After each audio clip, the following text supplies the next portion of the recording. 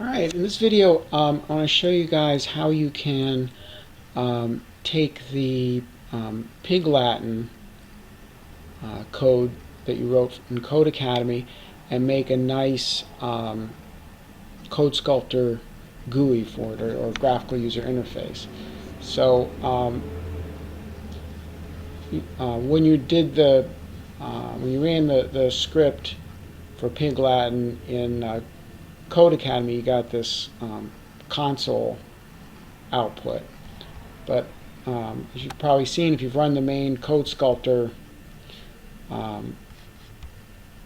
code that comes up, as default under CodeSkulpter, that in CodeSkulpter you can make nice little GUI interfaces like this. Click me and good job, etc. So let's see how to do that with our PygLatin code. So I'm gonna copy this. Let's see, I'm hitting Control C on my PC keyboard, or that would be Command C if you're on a Mac. And I'm gonna select all with Control A or Command A depending on your machine, and paste. Control V or Command V. And so now the code's in CodeSkulpter. Let's just try running it as it is and see what happens. So so it comes up and says enter a word. I'll say hello. Click OK. Error.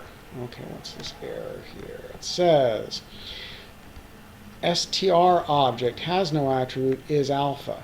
So in CodeSkulpter, the is alpha function is not supported for strings. So what we need to do, there are a couple of ways to handle this, but the way I chose to handle it in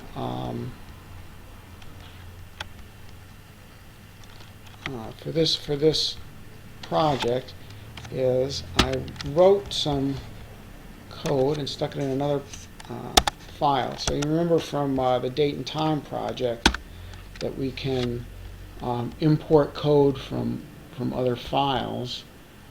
And let me just show you that code real quick.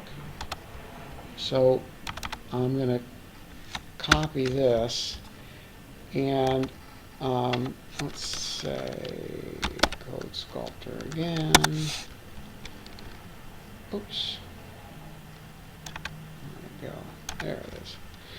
And basically, if you have CodeSkulpter, if you say /# paste in that weird import name and then say .py, it'll show you the code for that that goes with this module. Okay. So basically what I have here is I define some variables, and I define this function is alpha. And the way I wrote this if name equals business, that just says if I'm running straight from this file, then run this code. So this is basically my test code, just to make sure that things work the way I want them to. So ABC is alpha. 7 is not alpha because it has the number 7. Hello space there. See this string right here, hello space there, is not considered alpha because it has a space in it. Okay, so there are different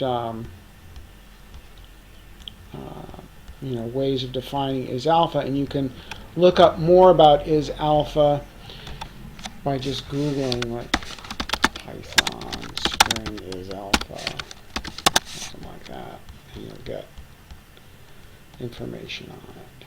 You can look in the tutorial, you can look in the docs. Let's see, is alpha, oops, is alpha. And you can get details on, it says return true if all characters in the string are alphabetic and there is at least one character, false otherwise. Okay. Alright, so that's how that works.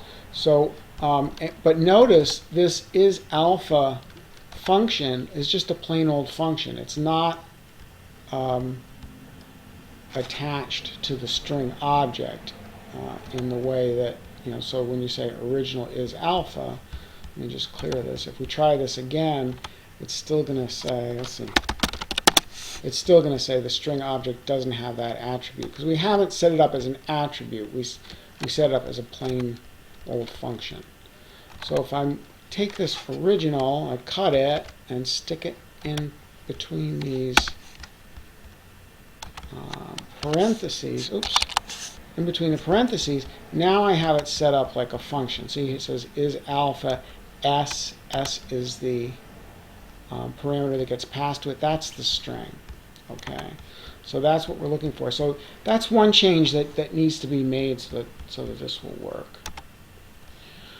So if I say hello and OK, now it gives me the PygLatin. All right, so so that's step one. But in the next video, I'll show you how to actually make this work in a GUI.